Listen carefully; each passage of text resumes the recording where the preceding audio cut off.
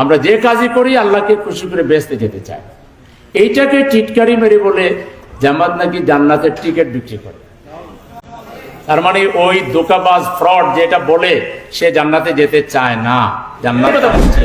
আর এটারে যারা বিরুদ্ধে কথা বলছে এরা দিন সম্পর্কে অজ্ঞ, মূর্খ, জাহিল, বেদিন। তাদের সব পাওয়া দুনিয়ায়, নগদ যা পাও হাত পেতে নাও, বাকির কাতায় শূন্যতা। আর জামাতের লোকেরা যা করে আগে আখিরাতের জন্য, আমার মাবুদ আমার আল্লাহ খুশি হবেন এবং আমি জান্নাতে যাব, আমি জাহান্নাম থেকে মুক্তি পাবো। এখন জান্নাত শব্দটাও এইসব পলিটিক্যাল পার্টিগুলো এত মানে কি বলবো দেউলিয়া হয়ে গেছে।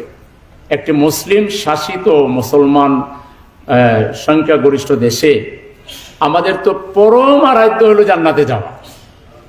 আমরা যে কাজই করি আল্লাহকে খুশি করে বেহেশতে যেতে চাই।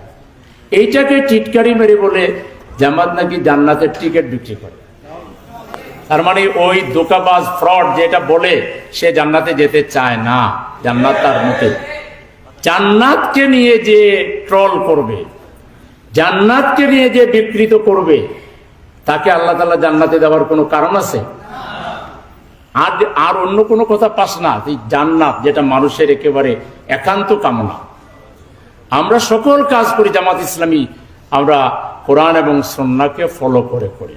হতে পারে কোরআন সুন্নাহ ফলো করতে গিয়েও আমাদের ভুল হইতে পারে, আমরা আমাদেরকে ভুলের ঊর্ধ্বে মনে করি না।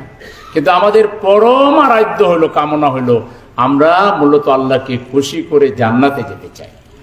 তো আমরা জান্নাতে যেতে চাই, আমরা যাদেরকে দাওয়াত দেব তাদেরকে কি জান্নাতের দাওয়াত দিব না? না, আমরা একা একা জান্নাতে যাব? আমাদের তো টার্গেটই হবে যে অপরাপর মানুষেরাও তারা কি যাক। আল্লাহ রাসূল তুমি যেটা ভালোবাসো অপরের জন্য সেটাই তুমি করো, সেটাই কামনা করো।